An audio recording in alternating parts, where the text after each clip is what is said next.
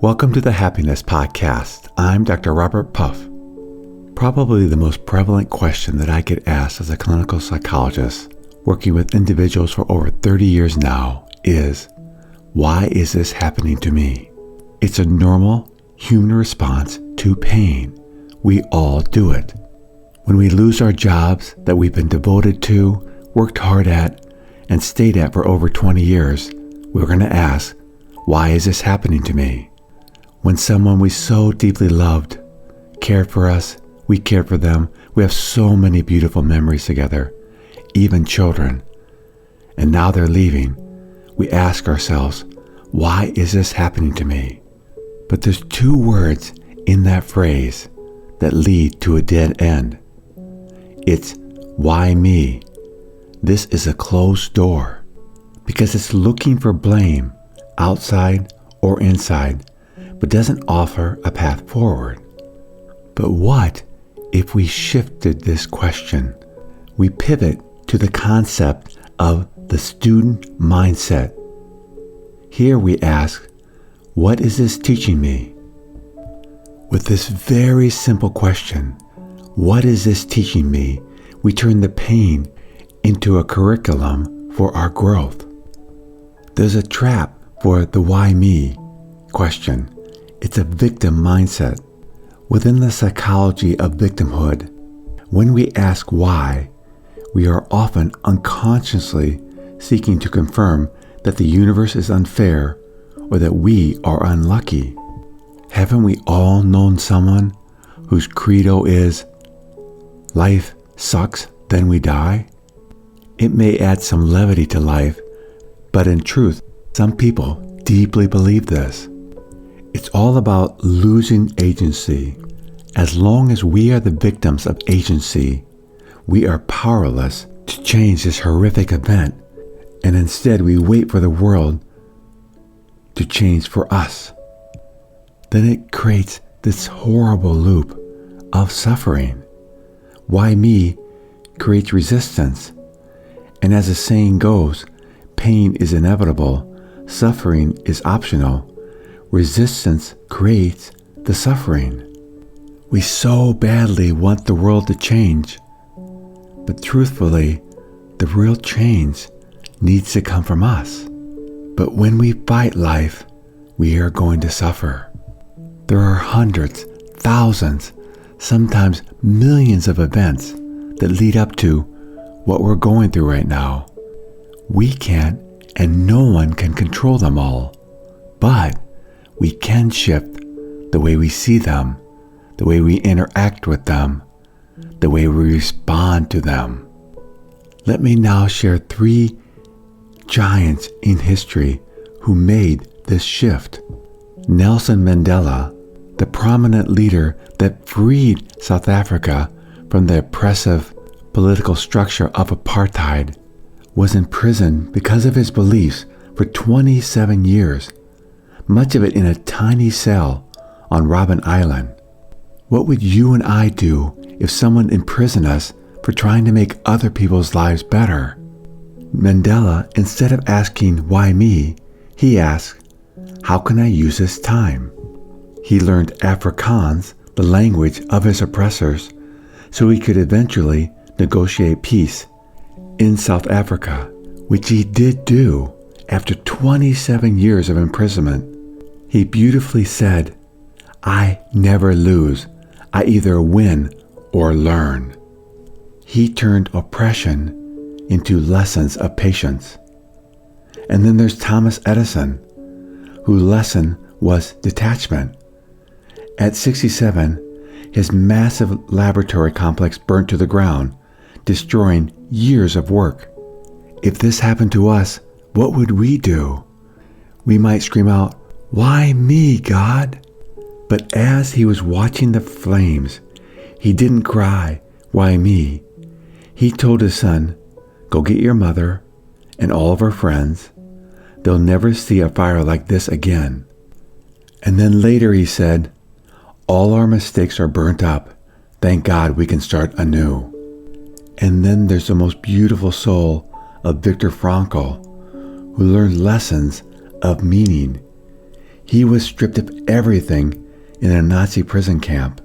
A couple years ago, I visited Auschwitz in Poland, and you really get to see what a horrific experience he must have gone through.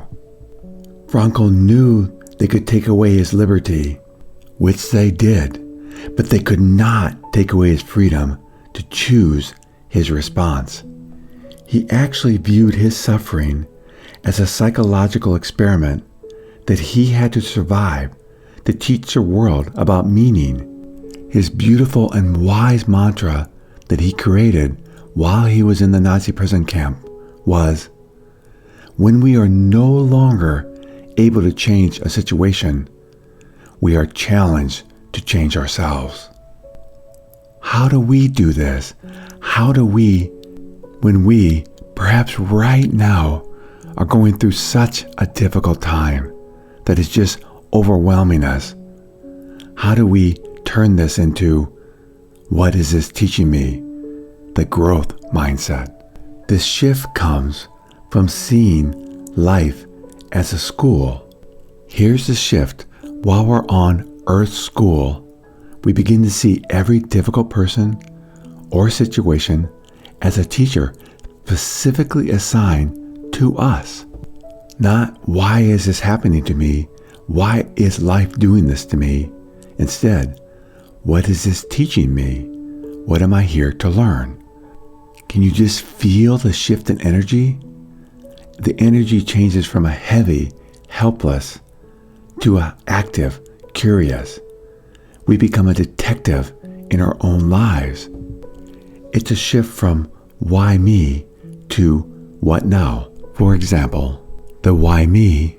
Why is the traffic so bad today? What now? This is teaching me patience and how to enjoy my own company in silence. The why me. Why is he so rude to me? The what now. This is teaching me not to rely on others for my validation.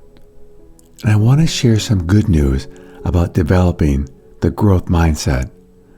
I think there's an idea that we're going to be fighting life for the rest of our lives. We have to just keep tackling these situations over and over again. The truth is, as we tackle some situations, they don't occur again because we've tackled them. Many, many years ago, I learned to drive not in a hurry. I don't do it perfectly, but I do it pretty well. Mostly when I go somewhere, I take my time. I kind of saunter to get there. I give myself time to get there early, so I don't have to rush. And it makes driving and going places, traveling, flying, so much better, so much more relaxing. It isn't a struggle that I grit my teeth and say, here we go again. Since I've learned the lesson that rushing through life, for me, exhausted me, I stopped rushing. That was my lesson. And now, when I get to places, I may get there early, but I get there in a relaxed manner. It's a lesson I don't have to keep learning. I've learned it. And then the second thing is, when new lessons arise, and they do, there's always things going to challenge us in life. We start developing a trust that we're going to respond well to this. This is just a lesson for me to learn, to grow, to make me a better person. With that attitude, when crises of life do come, and they do, we see them so differently. We begin to trust in our ability to adapt to anything, because we know that's the one thing we control, our way in which we choose to adapt, to respond to any situation that comes our way. If you ever want to read an incredibly inspiring story about someone who's actually facing death because he has ALS and does it beautifully, I'd encourage you to read Tuesdays with Morrie by Mitch Albom.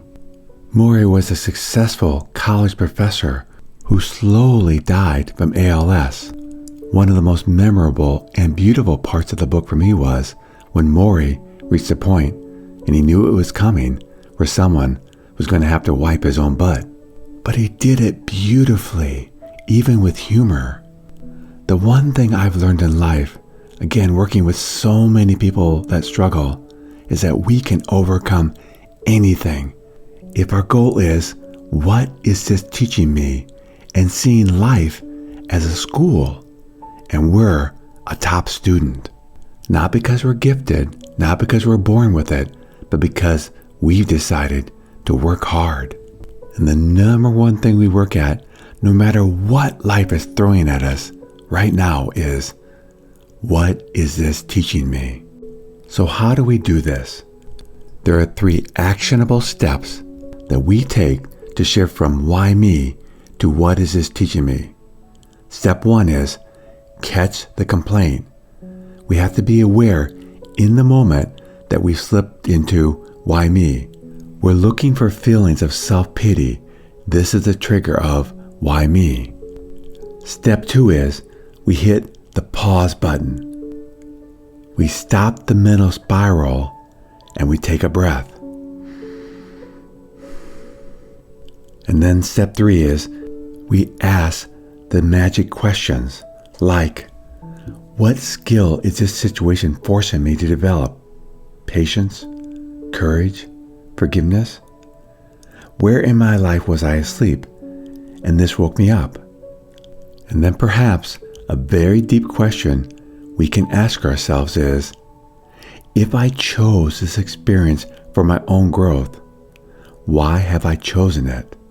That's a deep question that many of us may not be able to quite grasp yet.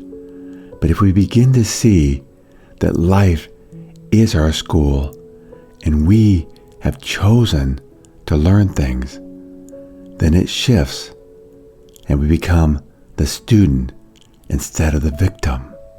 In conclusion, we cannot control what happens to us, but we have 100% control over how we interpret it. The most successful people aren't those who escaped hardship. They are the ones who squeeze the most wisdom out of it. And then if you're open to this, perhaps for the next 24 hours, treat every annoyance as a lesson and ask the question, not why is this happening to me, but what is this teaching me? Thank you for joining me on the Happiness Podcast. If you'd like to learn more about the podcast, please go to www.happinesspodcast.org. That's happinesspodcast.org. Until next time, accept what is, love what is.